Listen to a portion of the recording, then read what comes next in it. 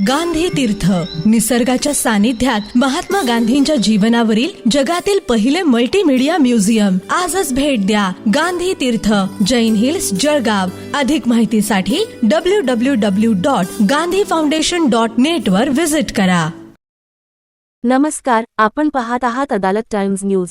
मी पुढल्या काळामध्ये महाराष्ट्राचं आणि देशाचं राजकारण हे बदलत जाणार आहे. 100% हे बदलत जाणार आहे. राज्यापुढे असंख्य प्रश्न आहेत, पण त्या प्रश्नावरती कोणताही राज्यकर्ता, मंत्री गांभीर्याने बोलताना दिसत नाही. काल या भागामध्ये वादळी वाऱ्यासह पाऊस झाला. मी स्वतः काल रात्री उतरलो तेव्हा पाहिलं की शेती उद्ध्वस्त झाली. केळी उत्पादक शेतकरी असेल, अन्य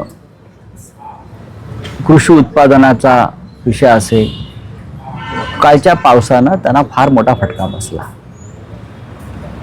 पण अजूनही खरं म्हणजे तात्काळ सरकारकडून किंवा इकडल्या पालकमंत्र्याकडून, इकडल्या जिल्ह्यातल्या आमदारांकडून त्याच्यावरती तात्काळ संवेदना व्यक्त करणं गरजेचं असतं.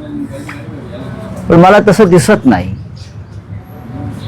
पालकमंत्री, इतर मंत्री, आमदार यांच्याकडून शेतकऱ्यांना नुकसान भरपाईची मागणी व्हावी व तात्काळ मदत मिळावी यासाठी पावलं उचललेली दिसत नाहीत. आता पंचनामे, मोजण्या या गोष्टी होतील, त्याला काय अर्थ नाही. पण शेतकऱ्याच्या घरामध्ये कालपासून जो आकांत मला दिसतो, काही शेतकरी रात्री भेटले, सकाळी भेटले, हे सरकार अत्यंत संवेदनशील आहे, असंवेदनशील आहे. आणि विशेषतः जळगावमधले जे लोक मंत्रिमंडळामध्ये किंवा सत्तेमध्ये आहेत त्यांच्या संवेदना ठार मेलेल्या आहेत. 24 तास राजकारण. कुठे आहेत गिरीश महाजन, जे काय म्हणतात त्याला, संकटमोचक काहीतरी म्हणतात त्यांना, काय संकटमोचक. मग शेतकऱ्यावरच्या संकटालाही मोचक कुठे असतात? हा, फक्त राजकीय संकटमोचकच असतात का राजकारणामध्ये मंत्री म्हणून? जनतेवर जेव्हा संकट येतात, शेतकऱ्यांवर संकट येतात, तेव्हा हे संकटमोचक काही जाणीवेने करताना दिसत नाहीत. फक्त आमदार पळवणं, नगरसेवक पळवणं, पक्ष फोडणं हे संकटमोचकाचं कर्तव्य आहे का? हे दुर्दैव आहे या राज्याचं आणि या संपूर्ण जिल्ह्याचं. जिल्ह्यामध्ये एक विशिष्ट प्रकारची राजकीय हुकुमशाही सुरू आहे. पोलिसांच्या मदतीनं गुंडगिरी सुरू आहे. पोलिसांनी स्वतःला वर्दीतले गुंड समजू नये, मानू नये. ही वर्दीतली गुंडगिरी ही भयंकर तानाशाही असते. तशी लष्करातली हुकुमशाही असते. लष्करी गणवेश घालून हुकुमशाही केली जाते. नाव लोकशाहीचं, पण अनेक देशामध्ये ही लष्करातली गणवेशातली हुकुमशाही असते. तशी जळगावमध्ये पोलीस गणवेशातली हुकुमशाही आहे आणि त्याचा वापर, त्या पोलिसांचा वापर विरोधकांचा, राजकीय विरोधकांचा आवाज दडपण्यासाठी सत्ताधारी पक्षाचे पालकमंत्री आणि आमदार करत असतात, मंत्री करत असतात. हळूहळू तुमचाही भर ओसरणार आहे आणि हे चित्र स्पष्ट दिसतंय. माझ्या माहितीप्रमाणे पारोळा, पाचोरा, मुक्ताईनगर या भागातले शिंदे सेनेचे जे आमदार आहेत, शिंदे गटाचे आमदार आहेत, ते संकट मोचकाच्या जास्त संपर्कात आहे आणि पुढली निवडणूक ते भारतीय जनता पक्षातून लढवतील अशी माझी पक्की माहिती आहे. कारण हळूहळू हे भर ओसरत चाललेलं आहे असं चित्र या जिल्ह्यातलं मला दिसतंय. तुम्हाला जास्त माहिती. उद्धव सेना हा पक्ष नाही आहे. तुम्ही नवीन पक्ष कुठे निर्माण केलात मला माहित नाही. शिवसेनाच आहे आणि न्यायालयामध्ये प्रकरण चालू असल्यामुळे अद्याप ही शिवसेना उद्धव बाळासाहेब ठाकरे असं म्हटलं जातं आणि त्याचा निकाल लवकरच लागेल हे मी सांगतो. आता राहुरी आणि बारामतीमध्ये पोटनिवडणुका आहेत. आमचा प्रयत्न राहील की महाविकास आघाडी म्हणूनच आपण निर्णय घेतला पाहिजे.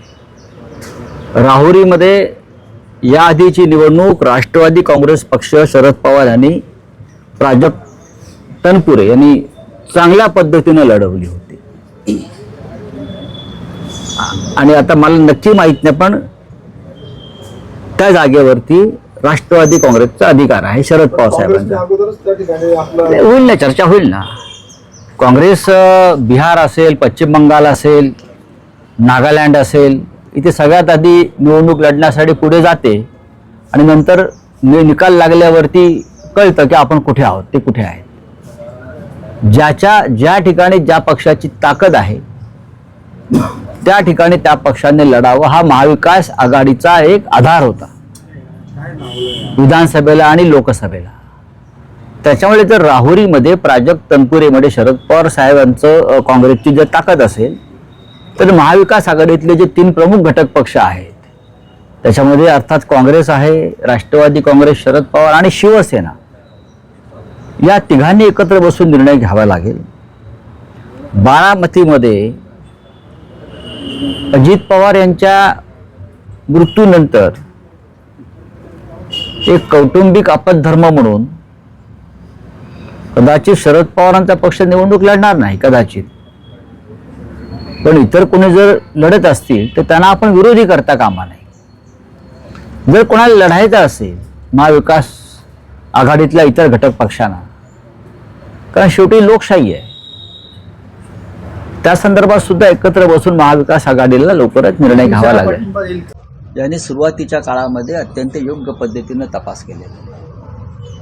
हुंदू बाबा तो तुम्हाला दुसऱ्या दिवशी लंगडताना चालताना दिसला, आपण पाहिलाच, त्याचं श्रेय संदीप कर्णिकांना दिलं. त्यानंतर आता SIT स्थापन केली गृह खात्यानं फडणवीस यांच्या निर्देशाखाली. त्यांना तपास करू द्या ना, कोणाला दोषी ठरवायचं आणि कोणाला नाही हे SIT ठरवेल, नाशिकचे पोलीस ठरवतील आणि गृह खातं ठरवेल. संपूर्ण जेव्हा तपास पूर्ण होईल आणि आरोपपत्र दाखल होईल तेव्हा आम्ही याच्यावर बोलू की कोणाला वाचवलंय, कोणाला अडकवलंय.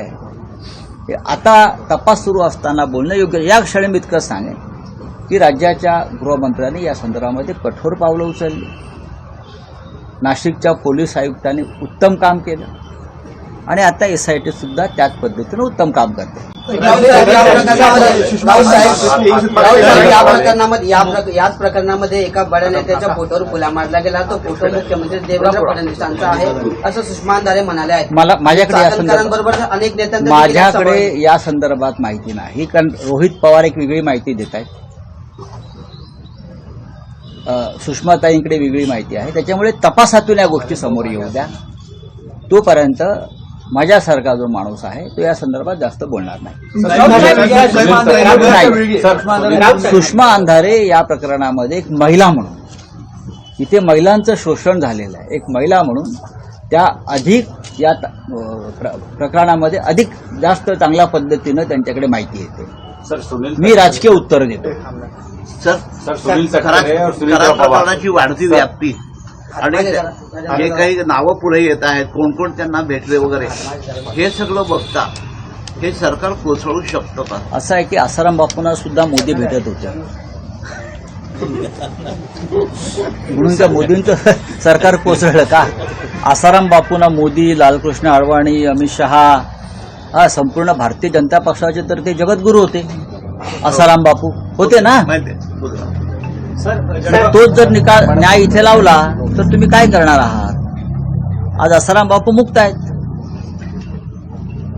आसाराम बापू, राम रहीमचे सुद्धा नरेंद्र मोदी भक्तच होते की बाबा राम रहीम. त्याच्या आश्रमात सुद्धा शोषण, मर्डर, खून, खंडण्या हे सुरूच होतं. पण आतापर्यंत राम रहीमना 27 वेळा पेरोल दिला आणि निवडणुकीसाठी बाहेर आणलं. अशा मानसिकतेचं जर सरकार देशामध्ये किंवा राज्यांमध्ये असतील तर तुम्ही त्यांच्याकडून का अपेक्षा करणार आहात? मैंने कल जो कहा है यही है कि राष्ट्रवादी कांग्रेस भविष्य में टूट जाएगी, पूरी तरह से बिखर जाएगी. 25 या 30 विधायक सीधे बीजेपी में जाने की तैयारी में है. मैं अभी आपको बोल रहा हूं, आप देखिए. और उसी तरह से इतना शिंदे जी के साथ जो विधायक है उनके पार्टी में, उनमें से भी एक बहुत बड़ा हिस्सा वो भी बीजेपी में जाएगा. और जळगाव के लगभग सभी विधायक गिरीश महाजन के साथ बीजेपी में जाएंगे. प्रफुल्ल पटेल, सुनील तटकरे यांनी जे पत्र लिहिलं आहे की कार्यकारी अध्यक्षांनाही अधिकार द्या. आता कार्यकारी अध्यक्ष कोण होते? तर प्रफुल्लभाई पटेल होते आणि राष्ट्रीय अध्यक्ष सुनेत्राताई पवार आहेत. सुनेत्राताई पवारांनी ते पत्र, जे आधीचा पत्रव्यवहारच रद्द करण्यासंदर्भात निवडणूक आयोगाशी पत्रव्यवहार केल्यावरती त्या पक्षामध्ये आज नक्की काय अराजक माजलेलं आहे हे तुम्हाला स्पष्ट दिसतंय. आणि म्हणून मी सांगतोय, लवकरच भविष्यामध्ये या पक्षाची शक्ल होतील. प्रफुल्ल पटेलांसह सगळे एक 25 आमदार जे त्यांचे आहेत त्यांची तयारी दुसऱ्या पक्षात जायची झालेली आहे. तो पक्ष म्हणजे भारतीय जनता पार्टी. किसी और पार्टी में कुछ निर्णय होता है तो उसमें मैं यहाँ बैठकर क्यों उनके ऊपर मत